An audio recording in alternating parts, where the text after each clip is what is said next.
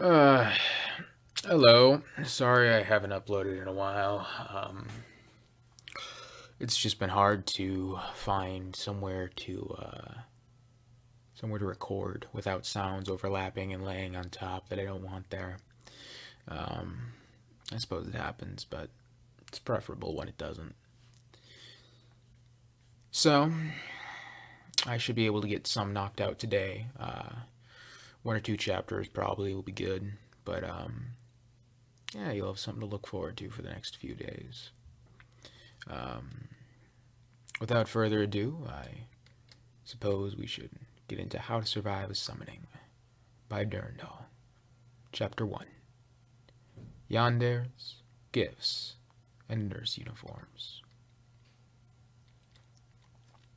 Then the hero Rolsberg swung his great, pitch-black iron sword, as the great god Koril lay dying with Rolsberg's iron sword penetrating his chest. The god asked the hero, "Why dost thou fight, mortal?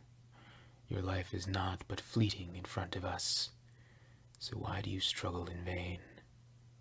Rolsberg said, "'Tis precisely why we fight, God, for we are mortals." The great god closed his eyes and uttered, "Thou may be right, for we the gods have forgotten and forgotten what it is to live." Extract from the Lost Souls of the Sanzet Mountains, 141 AC. More monochrome spaces. These gods really need to let go of their monochrome fascination. Pure white, extended in all directions endlessly. In that space of infinite white stood a woman a few feet away from me, with her eyes locked onto mine, slender, tall, and shapely. At least this god looks nice. I shivered as I thought of Zane and his eerie visage. The first thing that came to my mind when I saw the woman was something akin to a katana. Her angular, chiseled features were sharp as a well-honed blade, eager for blood and fire. Black hair, like torrid water, cascaded down her shoulders. Her face, as if hewn out of cold, unforgiving marble, laid bare for the world to see this weapon that was this woman. Her shallow, amused smile did not touch her crimson eyes. If eyes were the windows to a soul, this woman's soul must make s'mores out of most men's with its burning ferocity. Now, this would have to be a god, or I wouldn't know one. Well, actually, I knew one other. And of course, I had struck this fire. "Did it hurt when you fell from heaven?" I asked aloud, when groaning inwardly. Awesome, Regal. Now you were delivering lame, outdated pickup lines to divine beings. The beauty simply arched one of her immaculate eyebrows. Heaven must have some damned good salons. "Men," she sighed, her lips parting in the softest of sounds. The goddess sauntered towards me. The absolute white space shifted and shimmered like a mirage in the desert, until it shattered like glass and gave way to a new landscape. The ground was awash with blood, snaking along the dry, red soil. The earth eagerly soaked up the red and thick liquid, but its flow was relentless. What is this?" Bright red blood dripped down copper spires that had jutted out of the ground. The stench of iron and death coiled through the stagnant air in thick waves. Their smell forced themselves down my nose, Hundreds of writhing hands erupted from the red earth and clawed at the goddess's bare feet, as if desperate to drag her under and rip her apart in a savage fury. The goddess simply smashed her well-maintained feet on them, crushing fingers, cracking, snapping here and there. The scene was surreal and terrifying, and I don't mean her pedicured feet. Nice death vibe you got going there, I managed to croak. This is even nastier than Zane's space. Ugh, who is this girl? Not my dream, Regal, she said, pausing. It's yours. My stomach dropped 1,000 feet. What? Why?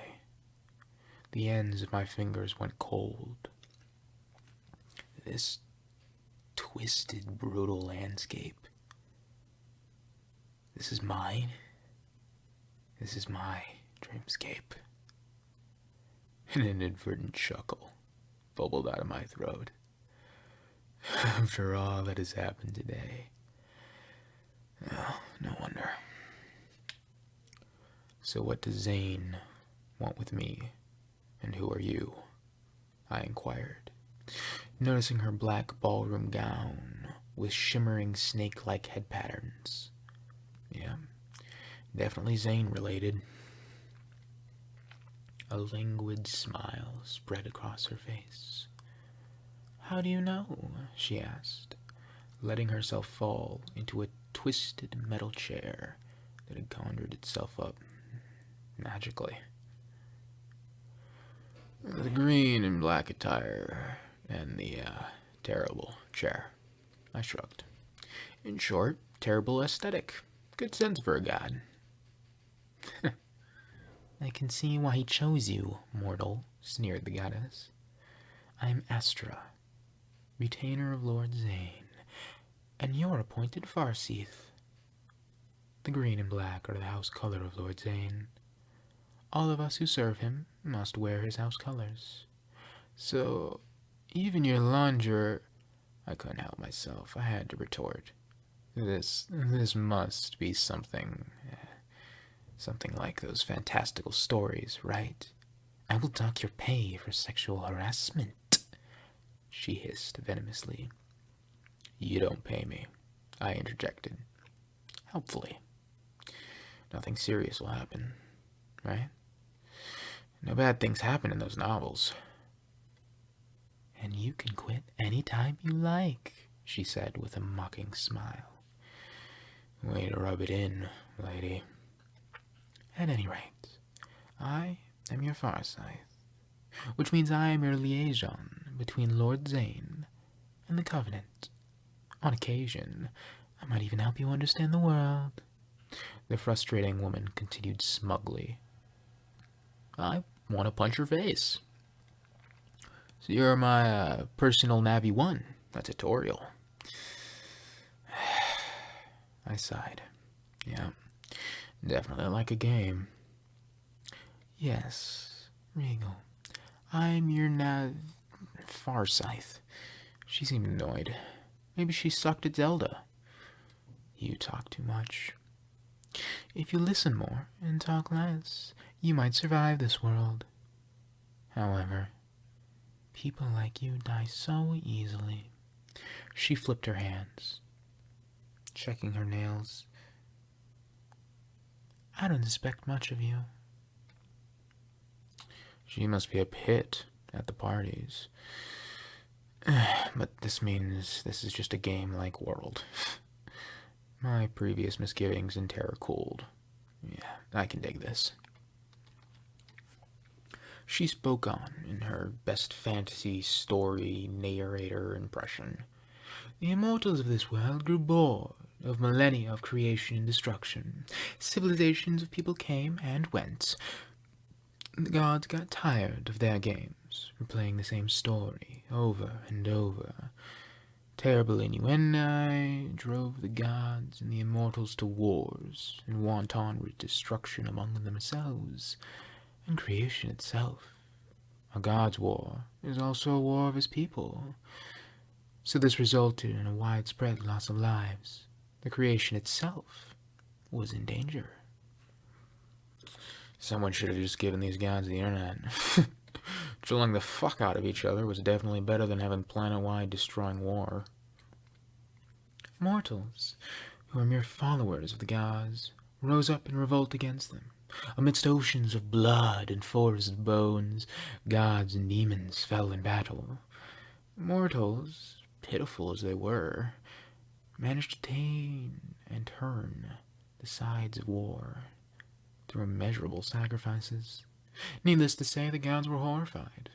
All immortal beings convened and came to an agreement. Esther paused, a condescending expression on her sharp features. Still with me? When do I get my cheat superpowers? I quipped. Come on, enough with the fucking tutorial. Just give me the godlike skill already. That's how this is gonna work, right? The what? She seemed utterly confused.